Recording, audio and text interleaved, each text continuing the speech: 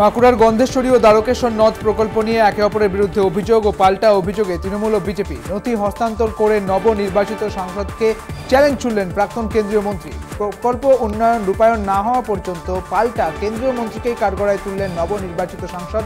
স্থানীয় সূত্রে খবর, গন্ধেশ্বরী নদী এবং দ্বারকেশ্বর নদের ওপর জল প্রকল্পই ছিল 2024-এর লোকসভা ভোটের হাতিয়ার। প্রাক্তন কেন্দ্রীয় মন্ত্রী তথা বাঁকুড়ার প্রাক্তন বিজেপি সাংসদ সুভাষ সরকার এই প্রকল্পের নথি হস্তান্তর করলেন বাঁকুড়ার তৃণমূলের নতুন সাংসদ অরূপ চক্রবর্তীকে। এই প্রকল্প নিয়ে দুজনের মধ্যে ফোনে কথাও হয়। নথি হস্তান্তর করে প্রাক্তন সাংসদের দাবি, রাজ্যের গাছাড়া মনোভাবই রূপায়িত হয়নি নদী প্রকল্প। অন্যদিকে এই প্রকল্প বাস্তবায়িত না হওয়ায় নতুন সাংসদকে কাঠগড়ায় প্রাক্তন সাংসদ। এই পুরো কাগজ সব আমি ওনাকে হোয়াটসঅ্যাপের মাধ্যমে হস্তান্তর করছি, যাতে উনি চেষ্টা করে এটা করেন। কিন্তু এটাও নিশ্চিত, এটাও একটা চ্যালেঞ্জ যে পশ্চিমবঙ্গ সরকার এটা করতে পারবে কি না। অবশেষে দেখা যাবে 2026 সালে পশ্চিমবঙ্গে ভারতীয় জনতা পার্টির সরকার আসার পর সেই প্রচেষ্টা শুরু হবে আবার প্রকৃতভাবে। আমি চ্যালেঞ্জ জানাচ্ছি যেন 2026-এর মধ্যে এই প্রজেক্টের কাজ শুরু হয়। এই ব্রিজটা হচ্ছে না বা আটকে আছে সেরকম কোনো, বা রাজ্য সরকার সহযোগিতা করেনি ব্রিজটার জন্য, সেরকম কোনো কাগজ আমি পাই। প্রজেক্টের কিভাবে ইমপ্রুভ হয়েছে ডেসক্রিপশন, মানে সরকার যে কাজ করেছে পশ্চিমবঙ্গ সরকার, তার কাগজগুলো আমি পেয়েছি। দেখুন 2026 তো মাত্র কয়েকদিন, উনি 10 বছরে যেটা পারলেন না সেটা যদি করতে পারেন তাহলে জানবো ওনার কাছে ম্যাজিক আছে। প্রাকৃতিক দুর্যোগে সতর্কতা জারি করেছে আবহাওয়া দপ্তর এবং আগামী 5 দিন প্রবল বৃষ্টি হওয়ার সম্ভাবনা রয়েছে, তার সঙ্গে বইতে পারে ঝোড়ো হাওয়া। এই পরিস্থিতিতে সমুদ্র উত্তাল থাকবে এবং সেই মতো মৎস্যজীবীদের সমুদ্রে যেতে নিষেধাজ্ঞা জারি করা হয়েছে। এই বিষয়ে সুন্দরবন সামুদ্রিক মৎস্যজীবী শ্রমিক ইউনিয়নের সম্পাদক সতীনাথ পাত্রের দাবি, আবহাওয়া দপ্তরের সতর্কতা শুনে কুলে ফিরেছে মৎস্যজীবীদের ট্রলার। পথ দুর্ঘটনায় মৃত্যু হয়েছে, ব্যাপক উত্তেজনা ছড়িয়েছে বীরভূমের দুবরাজপুরে। পুলিশের সঙ্গে স্থানীয়দের বচসা, ধস্তাধস্তির অভিযোগ। স্থানীয় সূত্রে খবর, দুবরাজপুরের গড়গড়া শাল নদীর ব্রিজের কাছে রানীগঞ্জ মোড়গ্রাম 14 নম্বর জাতীয় সড়কের পথ দুর্ঘটনায় মৃত্যু হয়েছে একজনের। মৃতের নাম হারাধন পাল, বছর 50-এর হারাধন বাবুর বাড়ি খয়রাশোলের পাইগড়া গ্রামে এবং জানা গিয়েছে হারাধন বাবুর এবং বাইকে করে দুবরাজপুর বাজার থেকে সবজি বিক্রি করে বাড়ি ফিরছিলেন। একই দিকে যাচ্ছিলেন সেই বোঝাই করা ট্রলার এবং দুর্ঘটনার জেরে প্রাণ যায় বাইক আরোহীর। বেশ কয়েক ঘন্টা অবরুদ্ধ জাতীয় সড়ক। ঘটনাস্থলে পৌঁছেছে দুবরাজপুর এবং খয়রাশোল থানার পুলিশ। ছাই বোঝাই ট্রলারটি আটক করেছে পুলিশ।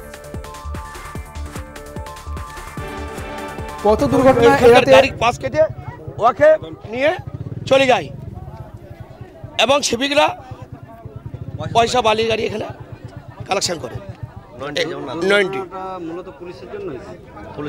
পুলিশের জন্যই তো হচ্ছে গেলা, আর 90 রাস্তাতে এখানে যেন না থাকে। আর দ্বিতীয় কথা, সিভিক গেলা যা করছে বড়বাবুর উপর। পথ দুর্ঘটনা এড়াতে আলিপুরদুয়ারের গবাদি পশু চারণের বিরুদ্ধে অভিযান শুরু পৌরসভার। মূল রাস্তার পাশ থেকে কয়েকটি গবাদি পশু আটক করা হয়। অভিযানে উপস্থিত ছিলেন আলিপুরদুয়ার পৌরসভার চেয়ারম্যান প্রসেনজিৎ কর সহ অন্যান্যরা। স্থানীয় সূত্রে খবর, সম্প্রতি শহরের কলেজ হল্ট এলাকায় মূল রাস্তার ওপর বসে থাকা গরুর সঙ্গে একটি ছোট গাড়ির সংঘর্ষ হয়। এই ঘটনায় ছোট গাড়িটি উল্টে যায় এবং 3টি গরু আহত হয়। প্রাণে বেঁচে গিয়েছিলেন গাড়ির আরোহীরা। এই ধরনের দুর্ঘটনা এড়াতে উদ্যোগ পৌরসভার। নিম্নমানের খাদ্য শস্য সরবরাহের অভিযোগে রেশন ডিলারকে ঘিরে বিক্ষোভ স্থানীয়দের।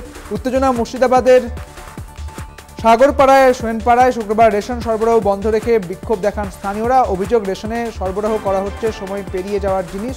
এলাকাবাসীর দাবি, ব্লক আধিকারিকরা যতক্ষণ না এই বিষয়ে গুরুত্ব দেবেন ততক্ষণ তাদের প্রতিবাদ জারি থাকবে।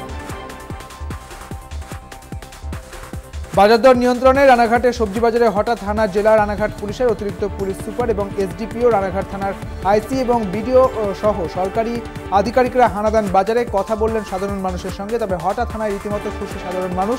বাজারে একাধিক দোকানদারের সঙ্গে কথা বলেন অতিরিক্ত পুলিশ সুপার এবং এসডিপিও। এদিন সাংবাদিক মাধ্যমের সামনে এসে মুখ না খুললেও রানাঘাট পুলিশ জেলার অতিরিক্ত পুলিশ সুপার লালটু হালদার জানান, তবে মোটের ওপর যে সবজির দাম স্বাভাবিক থাকলেও তো আলুর দাম ঊর্ধ্বমুখী রয়েছে। নামখানার নারায়ণ বিদ্যা মন্দিরে দক্ষিণ 24 পরগনা জেলার পরিষদ এবং বন বিভাগের উদ্যোগে অনুষ্ঠিত হচ্ছে বন মহোৎসব। শুক্রবার সকালে নামখানা এলাকায় একটি বর্ণাঢ্য শোভাযাত্রা আয়োজন করা হয়। স্কুল পড়ুয়া, স্থানীয় বাসিন্দাদের পাশাপাশি এই শোভাযাত্রায় অংশ নেন জেলা বনাধিকারিক মিলন মণ্ডল, সুন্দরবন উন্নয়ন মন্ত্রী বঙ্কিম হাজরা সহ বিশিষ্টজনেরা। এদিন অনুষ্ঠানে বৃক্ষরোপণ আলোচনা সভার আয়োজন করা হয়েছে। সেই সঙ্গে এলাকায় যৌথ বন পরিচালনা সমিতির সদস্যদের লাভাংশের 40% অর্থ তুলে দেওয়া হয় বনোন্নয়নের কাজে।